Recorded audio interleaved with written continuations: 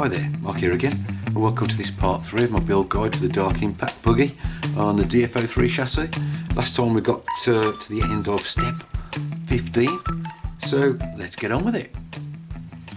Step 16 is attaching the front damper stay, which is this part, and I'm going to replace that with this year racing aluminium part.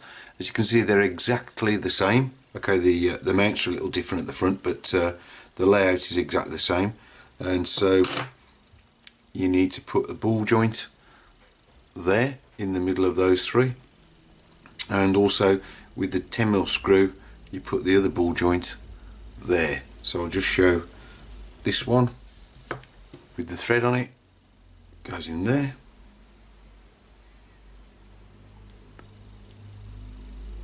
same on both sides, and then you need to put your 10mm screw through that middle of the bottom holes there and fit on the hollow 5mm ball joint onto that screw.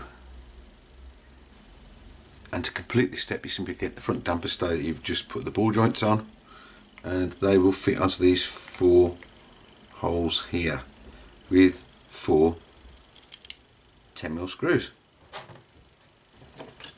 That's step 16 finished. So step 17 is attaching the steering posts, which are these aluminium pieces, and hopefully you can see there's like one flat on one side of those, and they need to fit into this part B1, and there's a flat in the hole so they can only go one way, stops it from rotating, which we'll need when we do up these screws from underneath. So just pop those in there and then this just fits into the chassis there. Hold those, and we need to get in the 2 countersunk self tappers, 10mm long. They'll screw into those posts. I've put a little bit of thread lock on these, and when you've got those 2 in, you can get the 10mm self tapper countersunk and pop it into that hole there. I think, as I said in the first build guide, part 1, I'm not going to use the body post. I'm going to stick my body shell on with Velcro. So if you want at this point, put in the M2 body post into these positions here and secure those with 2 3x10s through those holes there. Step 18 is attaching the steering wiper, as it calls it. Obviously it's the steering mechanism, so you need your 2 washers, your 3 5mm ball connectors, these 2 step screws, and your 4 metal bushings. As you can see, these are the parts you need. I'm going to be replacing these plastic parts. You can see they're direct replacements with these year racing aluminium parts. So yeah, follow these with the plastic parts if you've got them. Need a ball connector in what would be C4 in this part, which is C1. We also need a ball connector in each end, like so. Then we need to pop one of the bushings in the top and bottom of these steering parts. Whoops, that one just fell out. Okay, one in the top there, one in the bottom, and then you need one of the step screws through each of these holes, pointing upwards. Washer on each of those, and then that needs to connect into there and into there. It should look like this when you've done. The bearings have all fallen out, so we're going to put them back in again and put them onto the steering posts.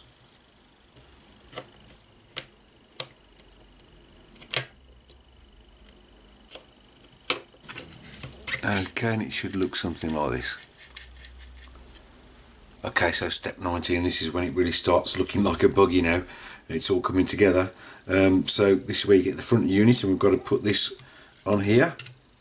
And this is going to hold all the steering mechanism in place. So you need 4 of 12mm screws and your lovely alloy prop shaft. So what we need to do is fit that into that front cup, slot it into the back one, and then just put this into position over the holes like so, and get the screws in. So again, I'm putting my stainless steel cap screws in here instead of the Tamiya ones. So that's there and there, and then underneath you need one in that hole and that hole. Okay, so that's held the steering in place and the front's on now. So yeah, we're looking a bit more like a Tamiya buggy. So for step 20 we need to make up these top arms, which are going to be using these 3x50mm threaded bars and your ball end adjusters. So what I'm going to do is just screw one of these onto each end of those and copy the orientation of the diagram there. Okay, so now I've got those top arms done. I'm going to complete steps 20, 21 and 22 all kind of in one go. We'll get there in the end, as you'll see. So put those ready. What I'm going to do now is build up one of the bottom arms. Got an E2, and I'm going to fit on these parts for step 21, which are the steering components and the wheel axle. So I'm going to get all those done before I put them on, which it shows in step 20. Right, first thing we need to do is get part D1, and again we've got to drill 2.5mm hole. It's already partly formed, but you need to drill through the one side of the housing there, just so we can get the grub screw in. And I recommend you get that tiny little grub screw and put that in ready. I'm building the left side first, so I need part C6. You do need the two different sides for the steering. You've got parts C5, they are different, so make sure you get them the right way around. And you need to put the 5mm ball into the inner of the two holes there. Get your 1150 bearing, pop that in there, and your wheel shaft. You need to get those in first. And what I like to do is put the other bearing on the other side and just hold all this together with an R-clip through the axle so it doesn't fall out. So that's ready to go. So following this orientation, get part D1, get your steering component, line it all up, and that's going to go in here. So that goes like that.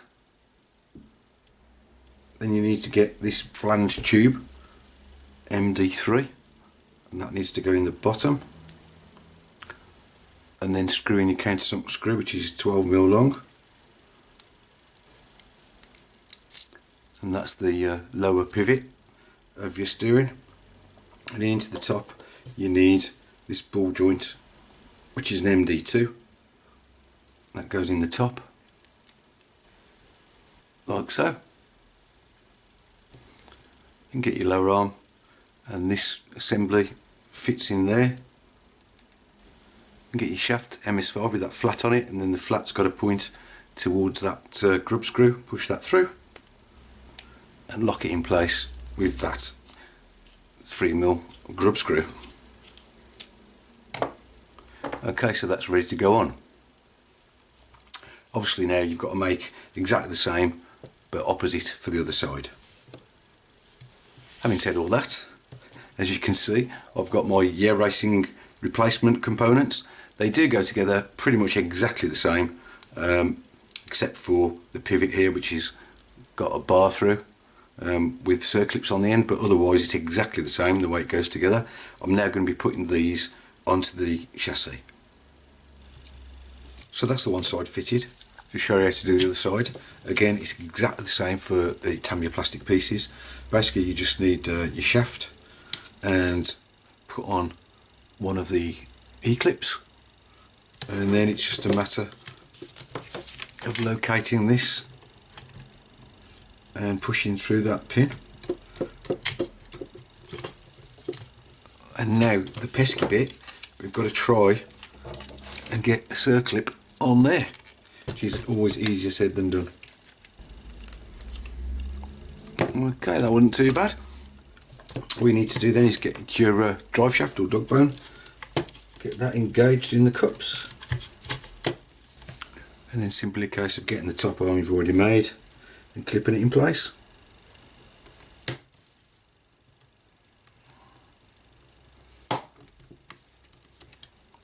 Okay, and that's ready to go. So that's steps 20, 21 and 22 complete. Step 23 is making the rear dampers or the rear shocks. So for that we're going to have to open the bag that comes with the oil and the springs in it, some of the shock parts in there. And for the rear dampers you need parts X and parts Y.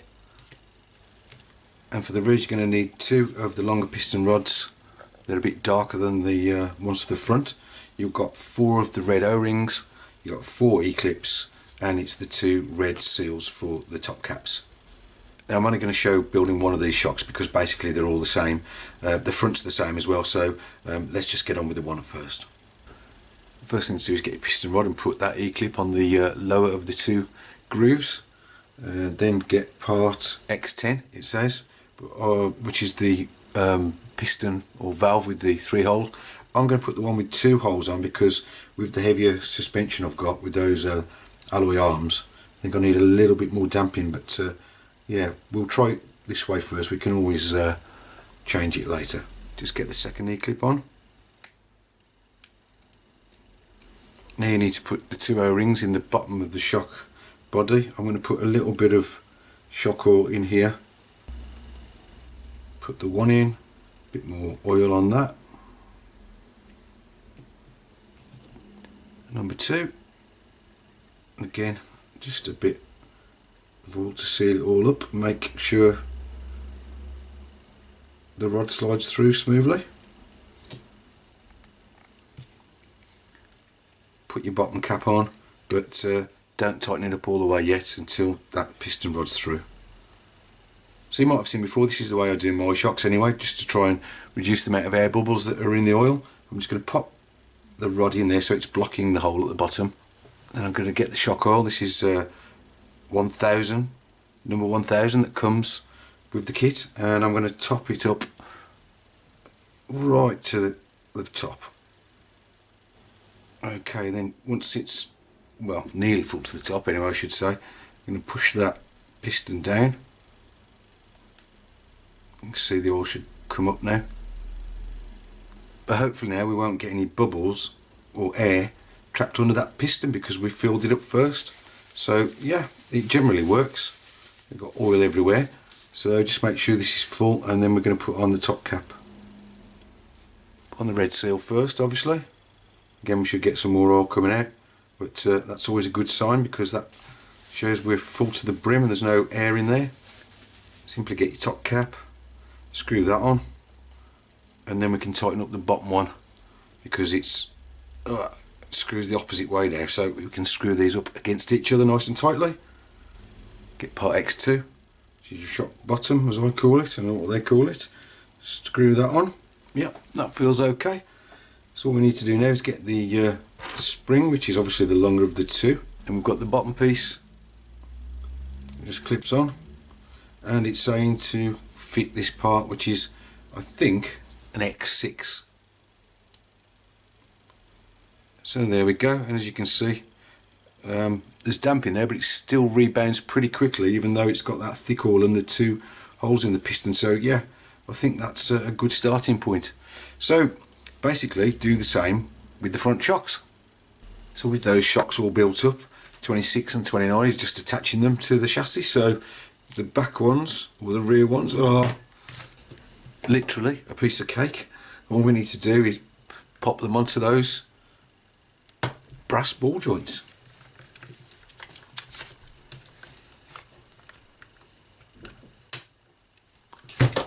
Okay, simple as that. The front one's a little bit more tricky because with your standard arms you need MB2, which is a tapping screw with a bit of plane shaft on it, and then you need this MD7, which is like a brass tube, and that's going to fit through your standard arm on the innermost hole like so. You can see that, obviously with the shock over the brass tube. So I'm just going to put these onto my alloy arms. So basically pop that tube into your shock bottom and drop that in there. These hex cap screws were supplied with the Racing alloy wishbone, so just nip that up and pop on the top. Like so, and the same for the other side. On to steps 31, 32 and 33, which is basically fitting the servo and the steering links and the tie rods. So basically you get your servo, note the orientation.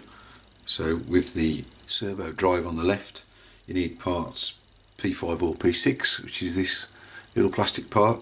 You need to set your servo into neutral by connecting all your electronics, turn it on and make sure it centres up, and then you've got to get this little tab pointing straight down as best you can. It will never line up exactly, but basically get it as close to straight down as you can. Then you need part P4, you just clip that on. Then you've got C3, fit on your ball connector like so. That then goes in there. The plastic washer P1 goes in the hole like so, and then you've got to get the screw that fits your servo.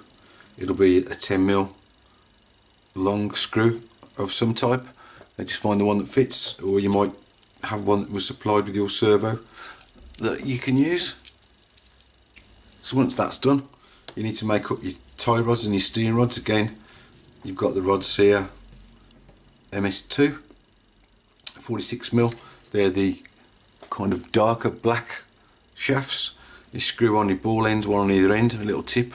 Put a little bit of grease on these threads before we start screwing them together. It does help them go on a little bit easier.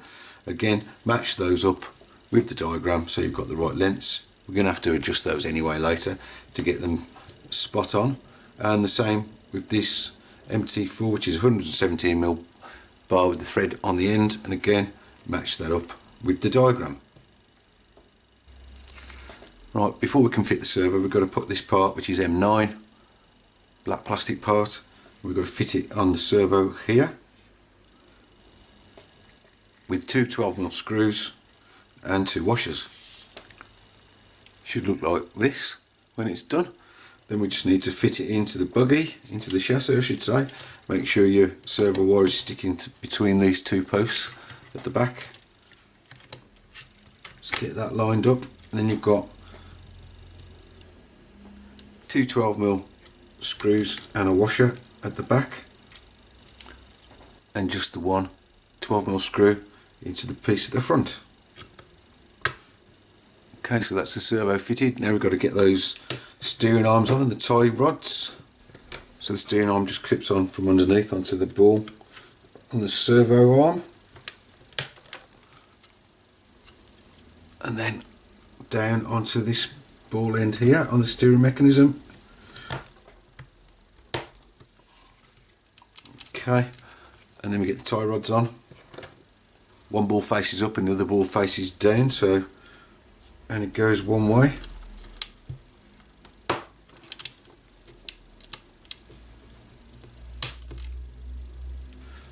And it should look something like this when you've done. Just give that a test. Yeah, looks okay. Step 34 is installing all your electronics. Obviously this will depend on what electronics you've got, so I'm just going to go and do this off camera now and show you what I've done. So you can see I've got all the electronics in there. I've got the receiver stuck onto the side, and also ESC stuck on kind of sideways in there. Kind of fits in better. You've got room for the cables down the side there in what's left of the space in the tray. On off switch, just double sided tape, so I might try and fix that on a bit better later, but anyway we've got to test it first. So that's all that done. Quickly on then, we're getting to the end of this build now. Step 35, basically you just squeeze the tyres with the foams inside onto the wheels, so that's that. I haven't glued them yet, so we'll wait and see how it goes. If they start coming off on the run, then I'll get some glue in there, but we'll try it first like I said. So on steps 36 and 37, basically we're going to put these little bumpers M4 and M3 with the 3x10 screws on each end. Just get those on and then fit in the wheels. So this is part M4, goes on the front into these two holes here, like so, those two, and then M3 just sits on these two lugs that are sticking out there at the back, like that, and get the two screws in. So that's those fitted. Now for the wheels. So you need 4 of these D2s, which are your hex adapters. Get the tiny 2x10 shaft, stick it through the hole in the axle. Put on your adapter. Then simply line the wheel up. And then put on your 4mm flange lock nut. And repeat for the rest of the wheels. Okay, so that's all the wheels on. Looking pretty sweet now. We've got a buggy, I think we can call it, now it's got this far. There's just one little step to do, which is step 38, which is the battery stopper pin. So you just need the aluminium part MT1, and then you fit on top of that plastic part M6 with a 10mm screw. So all that does is it holds the battery tray. If I just turn it over, get your battery tray, just clips in at the back, and then you push your pin through and then simply secure that with an R-clip, and that's your battery not going anywhere. So yeah, nice and simple. That's quite a nice little trick. So there we go then. Thinking this is looking pretty cool. I'm looking forward to getting the bodywork done. So hopefully you'll join me on the next one, where we're going to cut this out, get it sprayed and get this buggy finished off. So all that's left to say is stay safe out there, guys. Thanks for watching and hope to see you soon. Bye.